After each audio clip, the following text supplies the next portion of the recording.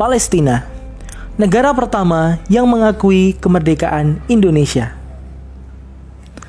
Terdapat setidaknya 4 syarat yang harus dipenuhi untuk menjadi sebuah negara berdaulat, yaitu wilayah yurisdiksi, penduduk, pemerintahan yang legitimate, dan adanya pengakuan dunia internasional. Pada saat proklamasi kemerdekaan 17 Agustus 1945, ketika Bung Karno mendeklarasikan berdirinya Republik Indonesia, kita sudah memenuhi setidaknya 3 kriteria pertama. Lalu, negara mana saja yang pertama-tama mengakui kemerdekaan Indonesia? Dalam salah satu buku ziarah sejarah mereka yang dilupakan karya Hamid Nabhan yang diterbitkan baru-baru ini, disebutkan bahwa setidaknya 10 negara pertama yang menyatakan dukungannya dan mengakui kemerdekaan Republik Indonesia adalah negara-negara Islam di kawasan Afrika dan Timur Tengah.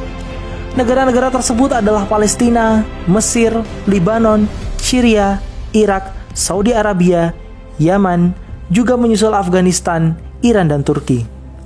Dikisahkan oleh Hamid Nabhan, pada tanggal 17 Agustus 1945, bangsa Indonesia memproklamasikan kemerdekaannya, tapi dunia internasional belum ada yang mengakui kemerdekaan tersebut. Padahal, pengakuan dunia internasional adalah syarat bagi eksistensi sebuah negara.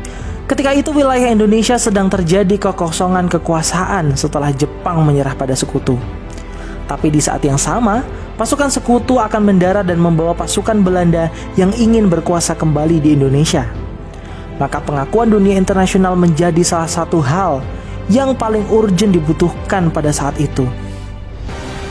Menariknya, pengakuan dari negara-negara Arab ini justru dimulai dari Palestina yang diwakili oleh mufti besar bangsa Palestina, yaitu Sayyid Muhammad Amin Al-Husaini, yang diucapkan langsung dari radio Berlin berbahasa Arab dan juga lewat harian Al-Ahram yang turut memberitakan pengakuan kemerdekaan Indonesia. Menurut Hamid Nabhan, pengakuan Palestina ini sebenarnya sudah dilakukan secara de facto setahun sebelum Indonesia merdeka, tepatnya di tahun 1944 yang bertepatan dengan janji manis yang dikeluarkan Jenderal Kuniaki Koiso, Perdana Menteri Jepang, untuk memberi kemerdekaan terhadap Indonesia.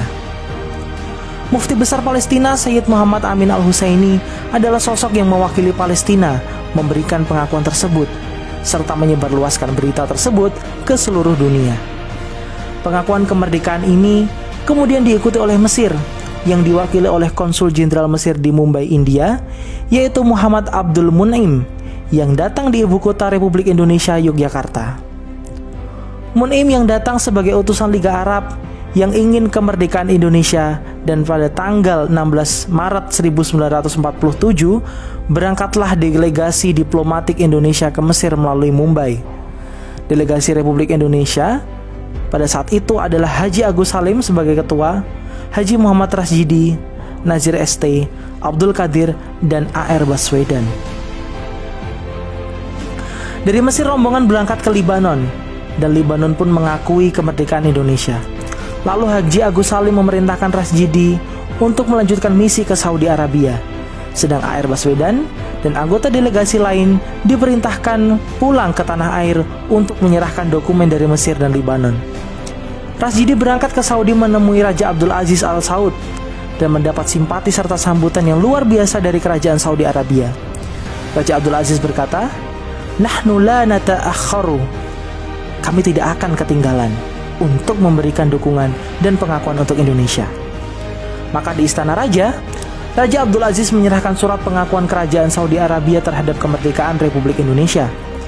Peristiwa yang sangat bersejarah itu terjadi pada tanggal 24 November 1947.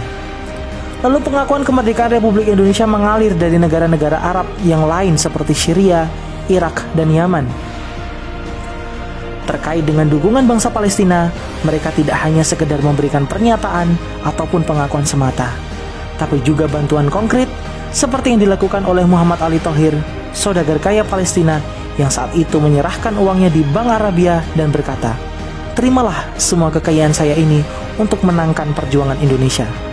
Tak heran jika bangsa Indonesia selalu ada untuk membela kemerdekaan Palestina dan memenangkan perjuangan mereka.